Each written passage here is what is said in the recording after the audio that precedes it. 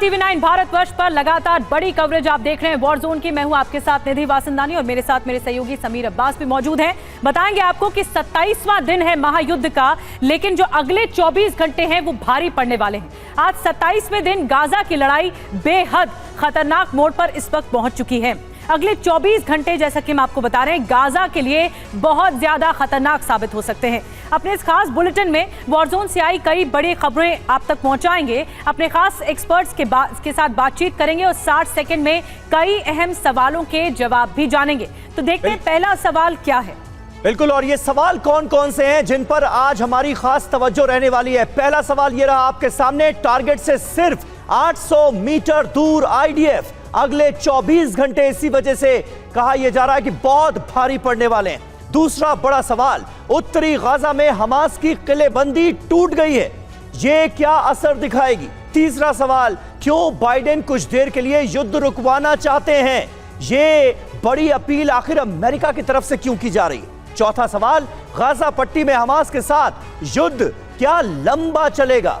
पांचवा बड़ा सवाल, क्या बंधकों की रिहाई एक बार फिर अटक गई है। इन सभी सवालों के जवाब तलाशने की कोशिश होगी। युद्ध के मैदान से ग्राउंड रिपोर्ट्स भी होगी आपके सामने। बिल्कुल, एक्सपर्ट से हम सवालों के जवाब जानेंगे। अब हम आपको इजराइल हमास जंग से जुड़ी 10 वीडियो ब्रेकिंग दिखाने जा रहे हैं। साथ ही रूस यूक्रेन वॉर फ्रंट से जुड़ी 10 बड़ी वीडियो ब्रेकिंग भी दिखाएंगे जो युद्ध की भयावहता की कहानी बताएंगे। सबसे पहले देखिए इजराइल हमास जंग से जुड़ी 10 बड़ी वीडियो ब्रेकिंग, जिसमें पहली खबर है गाजा में इजराइल का ग्राउंड ऑपरेशन चल रहा है। हमास के खिलाफ टैंक ब्रिगेड का एक्शन देखने को मिला है। हमास के ठिकानों पर टैंक से गोले दागे गए हैं। टैंक अटैक में कई हमास के ठिकाने तबाह हो गए।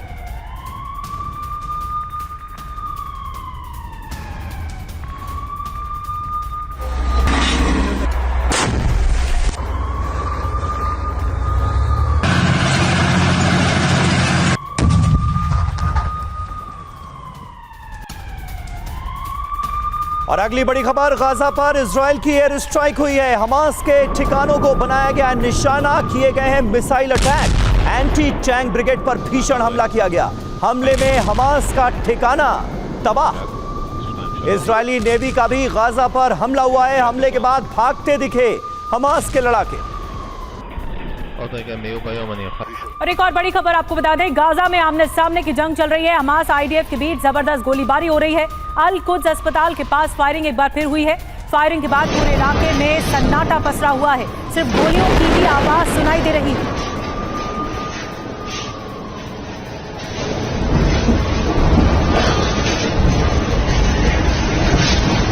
और अगली बड़ी खबर, सेंट्रल गाजा पर इजराइल ने बोला हमला। एक साथ कई इलाकों पर की गई बमबारी। हमास के ठिकानों को बनाया गया निशाना। अल जजीरा ने हमले का वीडियो जारी किया है। और एक और बड़ी खबर, हमास के ड्रोन पर इजरायली सेना का हमला। ड्रोन के दिखते ही ताबड़तोड़ फायरिंग शुरू हो गई। आईडीएफ ने हमास के ड्रोन को मार गिराया।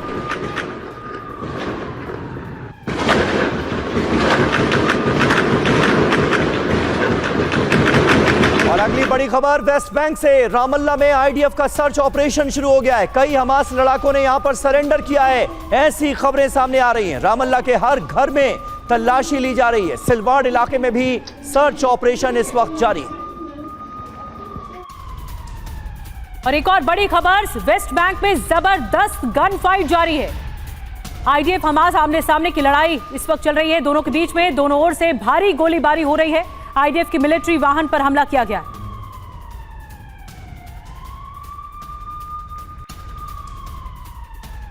और अगली बड़ी खबर, गाजा में शांति रिफ्यूजी कैंप के पास हमला हो गया है। इजराइल ने शेल्टर पर बमबारी कर दी। यूएन स्कूल के पास भी आईडीएफ की शेलिंग हुई है। इजराइल के हमले में 5 लोगों की मौत की खबर आ रही है। और 9वीं बड़ी खबर आपको बता दें इस वक्त की क्या है। गाजा में रात भर इजराइल का हमला होता रहा। हमास के कई ठिकानों पर सटीक वार किया गया है। पिन पॉइंट अटैक में कई ठिकाने तबाह हो गए। हमले में कई हमास लड़ाकों की मौत भी हो गई है। और अगली बड़ी खबर हिजबुल्लाह के एक्शन से जुड़ी। हिजबुल्लाह पर इजरायली बमबारी। हमले में हिजबुल्लाह को भारी नुकसान हुआ है। वो हिजबुल्लाह जो लगातार इजराइल को बना रहा है निशाना। हिजबुल्लाह के अड्डों पर अब इजराइल ने हवाई हमले किए हैं। Anti aircraft launch site Hezbollah की तबाह कर दी गई।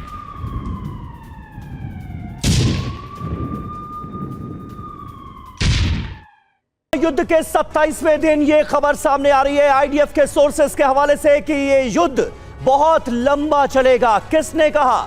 इजरायली डिफेंस फोर्स खुद ये मान रही है, उसका ये अपना आकलन है कि ये जंग जल्दी खत्म नहीं होगी, ये लंबी चलेगी। कितनी लंबी? सवाल ये, आकलन ये है कि कई महीनों तक ये जंग चल सकती है। क्यों? आसानी से सरेंडर नहीं करेगा हमास। हमले की आक्रामकता कम होती जाएगी। अभी संकरी गलियों में धावा नहीं बोला गया है। जल्दबाजी अगर की गई तो यहां पर हमास लड़ाके भारी पड़ सकते हैं, वो आईडीएफ के जवानों को घेर सकते हैं। साफ नहीं है कि सुरंग में छिपे लड़ाके आखिर हैं कितने, उनकी संख्या जो है उसके बारे में ठीक आकलन नहीं किया जा सका है। अस्पताल में भी लड़ाकों के छिपने का दावा किया जा रहा है। इसके अलावा मस्जिदों में लड़ाकों के छिपने का दावा किया जा रहा है।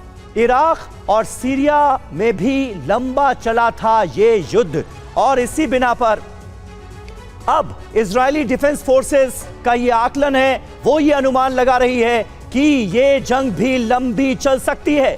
हमारे साथ इस वक्त कुछ खास मेहमान मौजूद हैं, उनसे आपका तारुफ करा दें। ब्रिगेडियर शरदेंदु हमारे साथ रक्षा विशेषज्ञ के तौर पर जुड़ चुके हैं और सौरभ कुमार शाही भी हमारे साथ मौजूद हैं, विदेश मामलों के जानकार हैं। इनका भी हम रुख करेंगे, लेकिन 60 सेकंड में हमारे एक्सपर्ट से अब यह समझना जरूरी है कि क्या गाजा पट्टी में हमास के साथ युद्ध, ब्रिगेडियर शरदेंदु आपको भी लग रहा है क्या कि लंबा चलेगा? क्योंकि इस वक्त जो आईडीएफ की स्ट्रैटेजी है वो हमारे सामने है।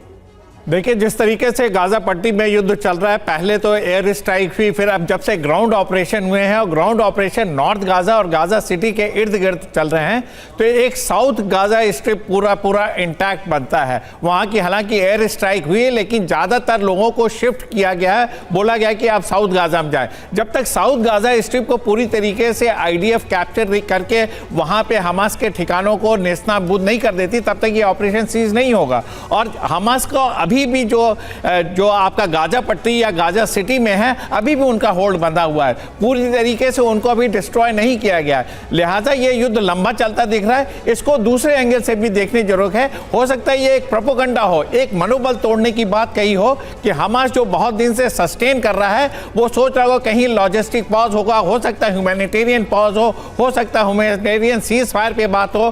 तो इजराइल ने इस चीज को रूल आउट किया और कहा कि ये लंबा चलेगा, तो इससे एक मनोबल भी तोड़ने की बात है और साथ में कहा कि हम चुन के एक हमास के आतंकवादियों को मारेंगे। 60 सेकंड में आपने समझाया ब्रिगेडियर शरदेंदु की कुछ रुकावटें बेशक आ सकती हैं, लेकिन ये आशंका है कि युद्ध लंबा खिंचेगा। और एक और बड़ी खबर इस बीच बता दें, गाजा पर इजराइल की बमबारी एक बार फिर हुई। गाजा पर सफेद फास्फोरस अटैक किया गया। फिलिस्तीनी मीडिया का इजराइल पर आरोप है कि फास्फोरस अटैक हुआ है। आईडीएफ ने स्कूल पर सफेद फास्फोरस से हमला किया है। देखिए, अब ये लड़ाई और ज्यादा आक्रामक हो चुकी है कि किस तरह से आरोप लग रहे हैं फास्फोरस बम के इस्तेमाल के।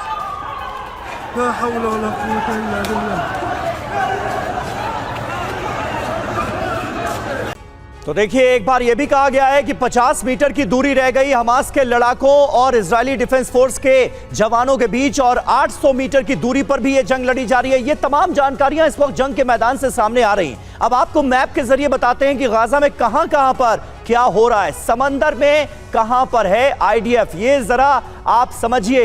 ये मेडिटेरियन सी आपको सबसे ऊपर नजर आ रहा है, भूमध्य सागर। 800 मीटर की दूरी रह गई है आईडीएफ के जवानों से गाजा के जो हमास के लड़ाके हैं उनके बीच। भयंकर युद्ध यहां पर चल रहा है, इजरायली ऑपरेशन इन जगहों पर इस वक्त आपको गाजा के अंदर नजर आ रहा है, क्योंकि गाजा के अंदर दाखिल हो चुके हैं इजरायली टैंक और लगातार जो बड़ी बड़ी इमारतें उन्हें जमींदोज किया जा रहा है और हमास के जो कमांड सेंटर्स हैं वो आईडीएफ के निशाने पर हैं। निधि, बिल्कुल हम देख सकते हैं समीर, यहाँ पर ये जो पिन पॉइंटेड आप देख रहे हैं, ये इलाके हैं मेडिटेरेनियन सी के, जहाँ पर भयंकर युद्ध चल रहा है। और इसके अलावा कहाँ का इजरायली ऑपरेशन चल रहा है हम ये भी आपको बता रहे हैं। ब्रिगेडियर शरदेंदु जी, आपके पास मैं आ रही हूँ। 60 सेकेंड में जवाब दीजिएगा। टारगेट से सिर्फ 800 मीटर तक दूर है आईडीएफ। क्या अगले 24 घंटे बहुत भारी है कि अगर टारगेट पर पहुंच गई आईडीएफ तो उसके बाद फिर तो हमास खत्म होगा? देखिए, ये जो डिस्टेंस आप बता रहे हैं 800 मीटर और बख्तरबंद गाड़ियां जो 800 मीटर के नज़दीक हैं, वो वहां से जब फायर करती है तो इसकी जो फायर की ट्रेजेक्ट्री वो फ्लैट होती है और टारगेट को नुकसान करने में बहुत आसान होता है और काइनेटिक एनर्जी से वो उस एरिया को डिस्ट्रॉय करते हैं। तो ये डेलिबरेटली ये डिस्टेंस को मेंटेन किया गया। जब तक आपको स्पेसिफिक इंफॉर्मेशन के तहत आप उस बिल्डिंग को डिस्ट्रॉय नहीं कर देते तब तक और नज़दीक जाने का कोई मकसद नहीं है, क्योंकि आपकी जो shoulder fired anti tank missiles हैं और जो आपके जो रॉकेट्स हैं उनकी रेंज 700 से 800 मीटर के आसपास होती है। अगर आप उस रेंज से बाहर खड़े हैं आपकी बख्तरबंद गाड़ियां तो काफ़ी हद तक वो सुरक्षित हैं और आप अपने कारगर रेंज का भरपूर इस्तेमाल कर रहे हैं। तो ये जो बख्तरबंद गाड़ियां हैं ये इतने दूर पे ही रहेंगी और यहीं से लगातार वेरी डेडिकेटेड फायरिंग टारगेट पे चलती रहेगी, मेरा मानना ये। और जब ये पूरी तरीके से नेस्तनाबूद हो जाएगा, डिस्ट्रॉय कर दिया जाएगा, तो उसका जाके सर्च ऑपरेशन करेंगे, कॉम्बिंग अप करेंगे, मॉपिंग अप करेंगे, इन सब के तहत जाके तब वो एरिया पूरी तरीके से हमास फ्री डिक्लेयर किया जा सकता है। बिल्कुल बिल्कुल, बने रहे सर आप हमारे साथ। इस बीच देखिए बड़ी खबर है वेस्ट बैंक से। वेस्ट बैंक पे आईडीएफ और हमास आमने सामने हैं, दोनों ओर से भारी गोलीबारी हो रही है। वेस्ट बैंक भी लगातार सुलग रहा है, यहां पर भी जंगी चिंगारियां कैसे सुलगी हुई हैं ये आप इन तस्वीरों के जरिए अंदाजा लगा सकते हैं। दोनों ओर से जबरदस्त गोलीबारी हो रही है, यहां पर भी हमास के लड़ाकों को ढूंढ ढूंढ कर गिरफ्तार किया जा रहा है, चुन चुन कर मारने की मुहिम आईडीएफ की तरफ से चलाई जा रही है। तो 7 अक्टूबर को जो हमला हुआ उसमें हमास के पास कौन कौन से हथियार थे इसकी पूरी लिस्ट अब हम आपके सामने रखने जा रहे हैं। आरपीजी इनके पास थी, मतलब रॉकेट प्रोपेल्ड ग्रेनेड से ये पूरी तरह से लैस थे। इन्हें कंधे पर रखा गया था, कंधे पर रखे लॉन्चर्स के जरिए इन्हें दागा जाता है और यह सिलसिला लगातार जारी था। बैक टू बैक हमले कर रहे थे हमास के लड़ाके। टैंक, हेलीकॉप्टर या विमान तक को उड़ाने में इन्हें सक्षम माना जाता है और वो लेकर आए थे इजराइल की धरती पर। बिल्कुल समीर, और एक और बड़ी बात की थर्मोबैरिक ग्रेनेड भी बरामद हुए हैं। घरों के अंदर मौजूद कमरों को जला देता है थर्मोबैरिक ग्रेनेड। तीसरी बड़ी बात यह कि रॉकेट फतेह 110 का इस्तेमाल भी किया गया। ये फतेह 110 की रेंज 300 किलोमीटर, अल कुद्स नाम के रॉकेट का इस्तेमाल भी इसमें किया गया। बिल्कुल, इसके अलावा टाइम डेटोनेटर घरों के अंदर बेहद आसानी से फेंका। हमास के लड़ाकों ने बाहर से कमरों को बंद कर दिया। कमरे में 3000 डिग्री तक तापमान पहुंचा और थोड़ी देर के बाद ब्लास्ट हो गया। और इसकी तमाम तस्वीरें भी हमने TV9 भारतवर्ष पर आपको दिखाई थी कि किस तरह से हमास के लड़ाके तमाम घरों में दाखिल होते हैं जहां अंदर से चीख पुकार की आवाज आती है। ये टाइम डेटोनेटर अंदर फेंक दिया जाता है और उसके बाद धमाके में पूरा मकान, घर, सब कुछ उड़ जाता है। 60 सेकंड में अपने एक्सपर्ट्स के जरिए समझते हैं कि क्या इजराइल पर 7 अक्टूबर जैसा हमला फिर हो सकता है ब्रिगेडियर शरदेंदु, क्योंकि हमास ने सीधे सीधे इसकी धमकी दी है, कहा है कि इस तरह के हमले अभी और होंगे। देखिए, 7 अक्टूबर का जो हमला था वो पूरा सरप्राइज अटैक था। अब वो सरप्राइज एलिमेंट खत्म है। इजराइल आर्मी पूरी तरीके सजग हो रखी है और आज की डेट में पूरा डोमिनेशन है उसका गाजा पट्टी पे और वेस्ट बैंक में। इवन आपका जो नॉर्थ इसराइल है उसके ऊपर भी उसका पूरा डोमिनेंस है, जिसकी उसकी बॉर्डर लगते हैं सीरिया से और लेबनान से। तो ये दोबारा 7 अक्टूबर जैसा हमला तो नहीं हो सकता, लेकिन अगर युद्ध दूसरे लेवल पे जाता, अगर सीरिया की डायरेक्ट एंट्री होती है, लेबनान की एंट्री होती है, ईरान की एंट्री होती है, तब ये युद्ध उस स्तर पे जा सकता है। लेकिन वो क्या रूप लेगा उसका अलग ही मंजर होगा, क्योंकि उस समय अमेरिका शांत नहीं बैठेगा। वो अमेरिका की एयर स्ट्राइक ये तीनों देशों पे, सीरिया, लेबनान और ईरान पे होगी। हो सकता है साथ में यमन पे भी हो, जहां से कि हुती विद्रोही आ रहे हैं। तो इस तरीके से सरप्राइज तो अब नहीं कर सकते। अब इजराइल सजग है, इजराइल ने मान लिया है कि अब हम हमास का पूरा खात्मा करेंगे। इसी वजह से साथ में हिजबुल्ला पे भी अटैक चल रहा है। इसीलिए जो अमेरिकन के जो सैनिक बेड़े थे जहां उन पे हमला होता है, अमेरिका ने भी एयर स्ट्राइक करके सीरिया को और एक बहुत करारा मैसेज दिया कि इस तरीके की दोबारा हरकत नहीं टॉलरेट होगी। तो वो सरप्राइज एलिमेंट तो अब नहीं आ सकता, लेकिन इंटेंसिटी अगर आगे जाती है तो हो सकता है इस तरीके की युद्ध की संभावनाएं बनी। जी हां, ऑपरेशन बंधक को लेकर एक नई अपडेट सामने आई है। ग्राउंड ऑपरेशन से बंधकों की तलाश की जा रही है। ग्राउंड ऑपरेशन बड़े पैमाने पर चलाया जा रहा है और बहुत बड़ी प्रायोरिटी है, प्राथमिकता है कि जल्द से जल्द इन बंधकों को हमास की कैद से आजाद कराया जा सके। लेकिन ये बहुत मुश्किल काम है और इसमें खासी दिक्कतें आ रही हैं। ग्राउंड ऑपरेशन से बंधकों की तलाश का सिलसिला लगातार जारी है। बंधकों की लोकेशन अभी नहीं मिली है। गाजा में 6 दिनों से बंधकों की तलाश जारी है। 6 दिन से आईडीएफ का ग्राउंड ऑपरेशन चल रहा है। खुफिया विंग के पास भी सुराग नहीं है। आईडीएफ के हजारों सैनिक इस वक्त भी गाजा में मौजूद हैं। यह बहुत बड़ा सवाल है कि इनकी लोकेशन आखिर कब ट्रेस होगी और कैसे ट्रेस होगी। कुल मिलाकर यह कहा जा सकता है कि अभी मौजूदा सूरत हाल को देखते हुए रिहाई तो अटकी हुई नजर आ रही है, क्योंकि इजराइल हमास के किसी भी शर्त को मानेगा इसके लिए तो वो तैयार दिखता नहीं। किसी तरह के भी निगोशिएशंस की बात फिलहाल नहीं की गई है। गाजा पहुंची राहत की बड़ी खेप। इस बीच एक अहम खबर यह सामने आ रही है, राफा बॉर्डर के जरिए राहत की खेप पहुंचाई गई है। ट्रक में खाने के सामान और दवाइयां मौजूद हैं। इजरायली हरी झंडी के बाद ट्रकों को एंट्री दी गई है। राफा बॉर्डर पर आईडीएफ की निगरानी भी इस बीच तेज कर दी गई है। एक एक नागरिक पर निगरानी रखी जा रही है। आईडीएफ के जो जवान हैं वो यहां पर कड़ी नजर बनाए हुए हैं। ये तस्वीरें आपको दिखा रहे हैं। गाजा और मिस्र के बीच का ये वो राफा बॉर्डर है जिसके जरिए मदद की बड़ी खेप पहुंचाई जा रही है। ब्रिगेडियर शरदेंदु, गाजा में फंसे सभी लोग क्या बाहर निकल पाएंगे? क्योंकि तकरीबन 500 विदेशी नागरिक और कुछ घायल फिलिस्तीनियों को तो मिस्र पहुंचाया गया है राफा बॉर्डर के जरिए, लेकिन बाकियों का क्या?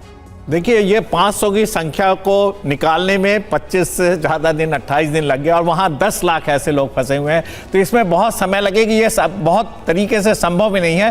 पहली प्रायोरिटी विदेशी नागरिकों को दी जा रही है और पेशेंट जो क्रिटिकली जो पेशेंट हैं उनको दी जा रही है। उनको निकलने में बहुत समय लगेगा। ये पूरे under strict governance, strict surveillance में हो रहा है, तो इसमें बहुत समय लगेगा और ये प्रॉब्ली पूरी तरीके से संभव है भी नहीं। इसका सोल्यूशन है कि अगर आप बंधकों को छुड़वाते हैं तो कुछ और आपको ऐसे बॉर्डर खोलने पड़ेंगे। क्यों आप राफा बॉर्डर पे ही बात करते हैं? अगर सेनाएं ईस्ट इजराइल से आप गाजा पट्टी पे घुस सकते तो उस इलाके पे भी आप कुछ पॉइंट्स खोल सकते हैं और इजराइल के थ्रू भी आप इसको, इन बंधकों को या स्पेशली विदेशियों को निकाल सकते हैं। अगर आप पैलेस्टाइन को अपने इलाके में नहीं लेना चाहते हैं तो विदेशियों से आपका कोई दुश्मनी नहीं है। विदेशियों को एक लाइफ लाइन आपने राफा बॉर्डर, राफा का ट्रांजिट पॉइंट बना रखा, वो कंजेस्टेड, वहां सिर्फ 2 गेट हैं। कितने लोगों को आप निकालेंगे? इसमें बहुत समय लगता हुआ दिख रहा है। चुनौती यही है कि लोगों को बाहर कैसे निकाला जाएगा। लोग ही सबसे बड़ी प्राथमिकता है इस वक्त। तो इजराइल और हमास के बीच जो जंग चल रही है उससे जुड़ी तमाम तस्वीरें आपने देखी। रूस यूक्रेन जंग में भी इस वक्त बहुत कुछ हो रहा है जिस पर तवज्जो जरूरी है। यूक्रेन पर रूस का भीषण हमला जारी है। आपको रूस यूक्रेन की जंग से जुड़ी 10 बड़ी वीडियो ब्रेकिंग अब दिखाने जा रहे हैं। पहली बड़ी खबर, यूक्रेन पर रूस का विनाशक प्रहार हुआ है। यूक्रेन के कई शहरों पर बरसाए गए हैं बम। 24 घंटे में 100 से ज्यादा शहरों पर किया गया है हमला। रूसी हमले में यूक्रेन को भारी नुकसान हुआ है। यूक्रेन के आंतरिक मंत्री इहोर क्लिमेंको ने रूसी हमलों को लेकर यह दावा किया है। और एक और बड़ी खबर, यूक्रेन के खेरसोन में रूस की बमबारी हुई है। रूस ने खेरसोन पर 20 ग्लाइड बम गिराए हैं। खेरसोन के रिहायशी इलाकों पर बम गिराने का आरोप है। रूसी हमले में कई घर क्षतिग्रस्त हो गए। और अगली बड़ी खबर ज़ेपोरिजिया से। ज़ेपोरिजिया में रूस का रॉकेट हमला। रूसी हमले में एक सिविलियन की मौत। गवर्नर यूरी मालाशेंको ने रूसी हमले की पुष्टि की।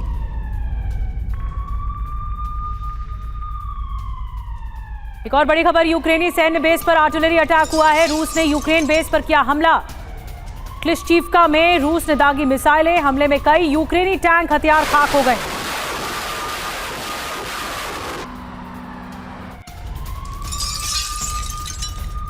और यूक्रेन पर इस्कैंडर मिसाइल से हमला हुआ है। रूसी सेना ने यूक्रेन पर दागी इस्कैंडर मिसाइल। यूक्रेन सैन्य अड्डे पर मिसाइल से हमला किया गया। इस्कैंडर हमले में यूक्रेनी सैन्य डिपो हो गया तबाह। रूसी सेना ने इस हमले की तस्वीरें जारी की। और एक और बड़ी खबर, रूस ने बुल्गारिया ने भेजी सैन्य मदद। बुल्गारिया ने 40 फ्रांसीसी आर्म्ड व्हीकल भेजे हैं रूस को। यूक्रेनी मदद को लेकर बुल्गारियाई मीडिया का दावा। अगली बड़ी खबर, कुपियांस्क के पास रूस का एटीजीएम से हमला। हमले में जर्मन लेपर्ड टैंक हो गया तबाह। इलाके में दिखा आग का गोला और धुआं। रूस की वेस्टर्न डिस्ट्रिक्ट आर्मी ने इस हमले को अंजाम दिया।